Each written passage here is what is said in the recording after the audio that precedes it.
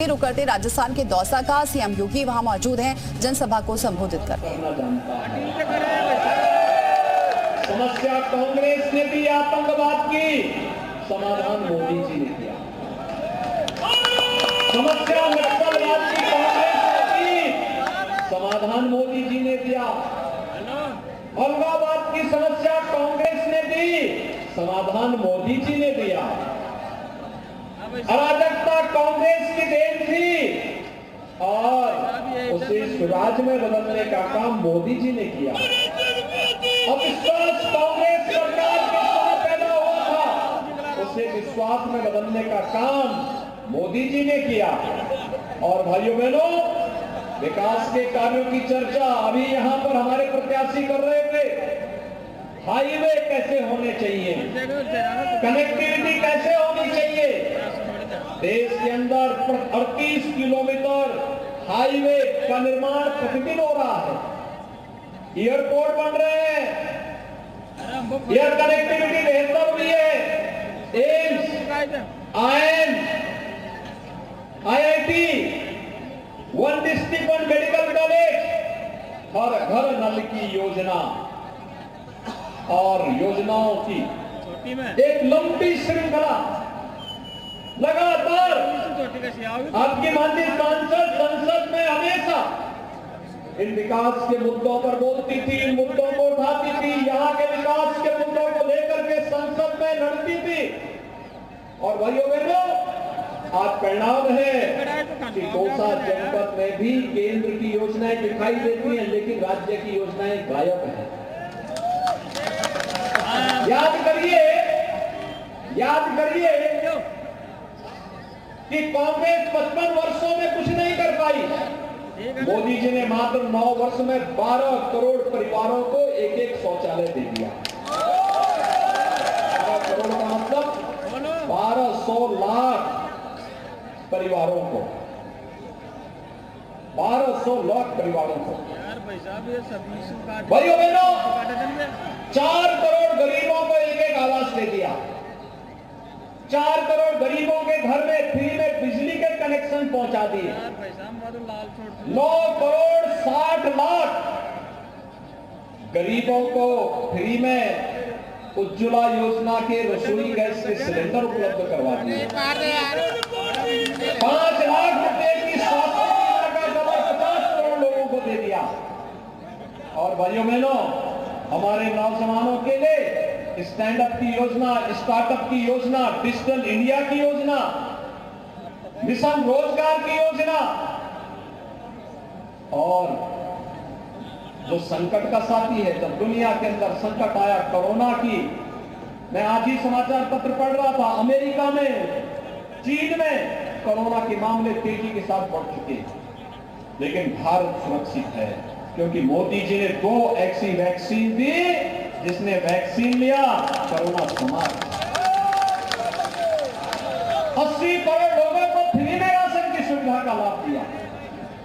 भाइयों बहनों, मोदी जी के नेतृत्व में ये नया भारत विकास भी कर रहा है, सुशासन का लाभ भी नागरिकों को दे रहा है, सुरक्षा भी प्रदान कर रहा है और आपकी आस्था का भी तो सम्मान कर रहा है।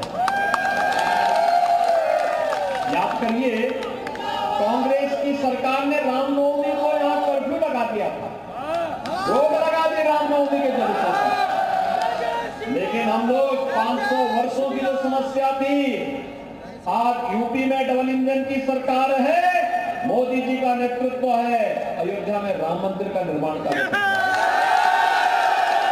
है ना भाइयों बहनों, हो रहा है ना। और आप देखिए, ये कांग्रेस के लोग क्या कहते हैं राम और कृष्ण हुए ही नहीं। यानी ये राम और कृष्ण के अस्तित्व पर प्रश्न खड़ा करके हम सबके भावनाओं के साथ खिलवाड़ कर रहे हैं। हमारे तो प्रत्याशी का नाम ही रामविलास है, हमारा संबोधन ही राम राम है। यानी पैदा होते भी राम राम और अंतिम यात्रा भी राम नाम सत्य है करती ही।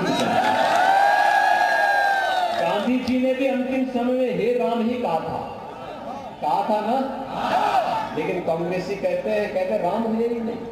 यानी सबसे पहले केवल एक कांग्रेसी ही पैदा हुए थे, उससे पहले कुछ भी नहीं।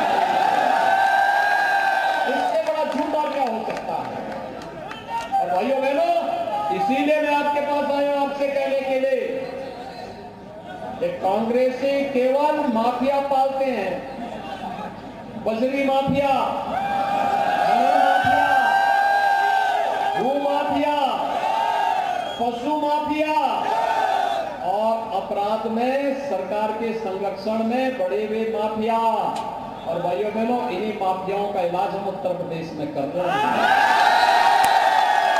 अच्छा लगता है ना जब उत्तर प्रदेश में माफिया का इलाज होता है, ऐसा लगता है। अगर बीजेपी की सरकार होती तो माफिया नहीं पनपते। और भाइयों बहनों, याद करिए 5 वर्ष पहले जब श्रीमती वसुंधरा राजे जी के नेतृत्व की सरकार थी, जनता की सुनवाई होती थी, विकास भी होता था और साथ साथ सुरक्षा का बेहतर वातावरण भी था। और इसीलिए आज हम आए, सुरक्षा, सुशासन और विकास के लिए बीजेपी आवश्यक है और आपकी आस्था का सम्मान करने के लिए भी बीजेपी आवश्यक है। तो अंतिम दौर में चल रहा है राजस्थान के चुनाव के लिए। यहां सीएम योगी अपील करते हुए नजर आ रहे हैं, बड़ी जनसभा को संबोधित कर रहे हैं और क्या कुछ कह रहे हैं, एक बार फिर से रुक करते हैं। मुझे बहुत अच्छा लगा कि आपने श्री रामविलास मीणा जी को अभी से तय कर लिया है कि चुनाव जिता करके भेजेंगे। सभी लोग सहमत हैं भाइयों बहनों, और मैं भी यही कहने के लिए आया हूं। अब किसी को संदेह है कि वो क्या राम मंदिर बनने में, किसी को कोई संदेह तो नहीं है ना? सब लोग मानते हैं अयोध्या में राम मंदिर बन रहा है ना। और 22 जनवरी 24 को प्रधानमंत्री जी 500 वर्षों के बाद रामलला का विराजमान भी राम मंदिर में करेंगे। अब आप बताइए कितने लोग अयोध्या में इच्छुक हैं? भाइयों बहनों, मैं आपसे अपील करूंगा, रामविलास मीणा जी को और दौसा विधानसभा संसदीय क्षेत्र में जितने भी विधानसभाएं हैं, वहां के हर भाजपा के विधायक प्रत्याशी को जिता करके जयपुर भेजिए। और भाइयों बहनों, मैं जसकौर जी से, रामविलास मीणा जी से कहूंगा कि 22 जनवरी के बाद लालसोट से भी और दौसा संसदीय क्षेत्र के सभी राम भक्तों को लेकर के उसके बाद ये लोग अयोध्या आए। अयोध्या में सहमत हैं तो 25 नवंबर को कमल चुनाव चिन्ह पर भारतीय जनता पार्टी के प्रत्याशी को, रामविलास मीणा जी को भारी बहुमत से विजयी बना के भेजेंगे ना सभी लोग? तो मेरे साथ बोलेंगे, भारत माता की, भारत माता की, भारत माता की जय श्री राम, जय जय श्री राम।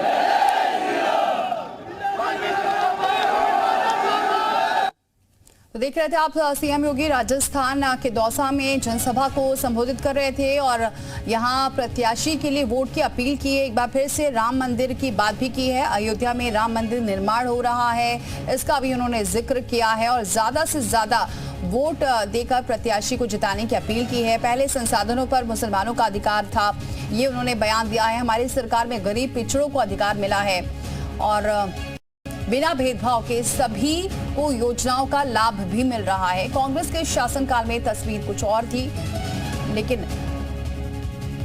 अब तस्वीर कुछ और है। तो ये तमाम बयान दिए हैं और 25 नवंबर को राजस्थान में वोट डाले जाएंगे।